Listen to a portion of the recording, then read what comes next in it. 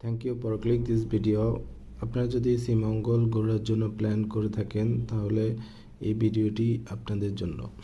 এই ভিডিওতে আমি শেয়ার করব কিভাবে আমি শ্রীমঙ্গল 3 দিন ছিলাম এবং কোথায় কত টাকা খরচ হয়েছে, কিভাবে গেলাম, কিভাবে আসলাম, সব বিস্তারিত জানাবো। আমার সঙ্গে থাকুন। প্রথম হচ্ছে গিয়ে আমরা ঢাকা থেকে ট্রেনের টিকিট কেটে আমরা শ্রীমঙ্গল চলে আসি। ট্রেনের টিকিটের জন্য আপনাকে অবশ্যই 5-6 দিন 10 দিন আগ থেকে প্ল্যান করে রাখতে হবে টিকিট কাটার জন্য।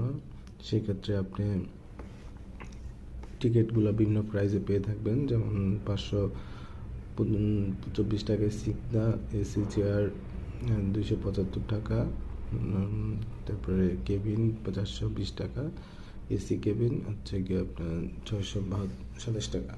তো এরকম বিভিন্ন প্রাইসে আপনি রেলওয়ে ওয়েবসাইটে গেলে টিকিটের প্রাইসগুলো পেয়ে যাবেন এবং চেষ্টা করবেন রাতের টিকিট কাটার জন্য। তাহলে হচ্ছে গিয়ে রাতে ট্রেনে উঠলে আপনি সকালবেলা শ্রীমঙ্গল চলে আসবেন। আমরা শ্রীমঙ্গল এসে প্রথমে হচ্ছে গিয়ে যেখানে চলে গেলাম সেটা হচ্ছে গিয়ে লাউয়াছড়া জাতীয় উদ্যান।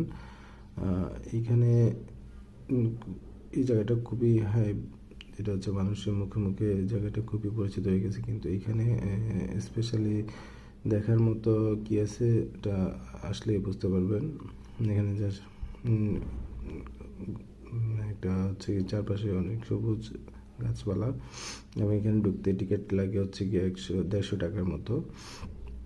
এবং এখানে যে দুটো বিখ্যাত মুভি শুটিং হয়েছে সেই জায়গাগুলো দেখতে পারবেন এবং হচ্ছে গিয়ে এর ভিতরে হচ্ছে গিয়ে খাসিয়াপল্লীদের গ্রাম আছে, বাট সেখানে যাইতে হলে আপনাকে একজন ট্যুরিস্ট গাইডের মাধ্যমে যাইতে হবে এবং সেখানে ওই গাইডের চার্জ পড়বে 300 টাকার মতো। তো এটা অনেক ভিতরে, প্রায় আধা ঘন্টা 1 ঘন্টার মধ্যে হাঁটতে হবে।